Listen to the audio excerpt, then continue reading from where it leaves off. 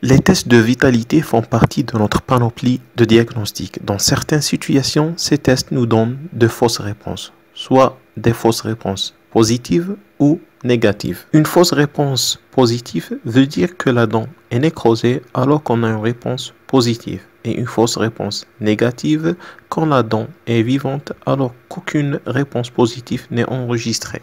Donc, dans quelle situation on aura de fausses réponses positives ou négatives?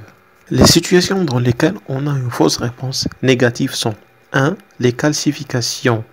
Ces calcifications intrapulpaires qui peuvent être dues à l'âge ou l'histoire de la dent, comme le cas d'une agression externe. La lumière intracanalaire ou la lumière canalaire dans sa portion coronaire peut être oblitérée et la transmission des stimulus thermiques et électriques est alors bloquée.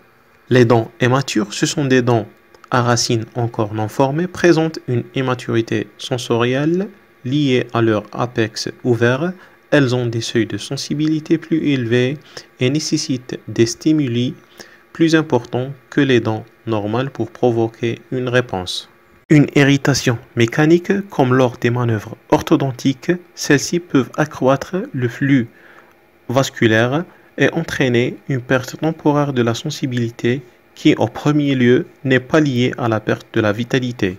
La prise de certains médicaments à visée antalgique avant la consultation.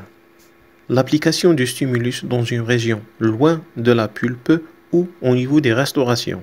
Enfin, dans les cas de traumatisme, le paquet vasculo-nerveux est alors sidéré et peut ne pas répondre jusqu'à 3 mois après le choc dans le cas de luxation par exemple. Après un traumatisme, on peut ressembler la dent à un homme qui a fait un accident de voiture et qui rentre dans un état de coma. Donc il peut soit mourir à la fin ou se réveiller, c'est pratiquement la même chose pour la pulpe. Donc on doit temporiser ou différer le texte à une période de 2 à 3 mois. En ce qui concerne les fausses réponses positives, on a l'application du stimulus en touchant une dent saine à côté ou en touchant la gencive marginale, ce qui donne une réponse positive de la dent adjacente ou de la gencive et non pas de la dent concernée.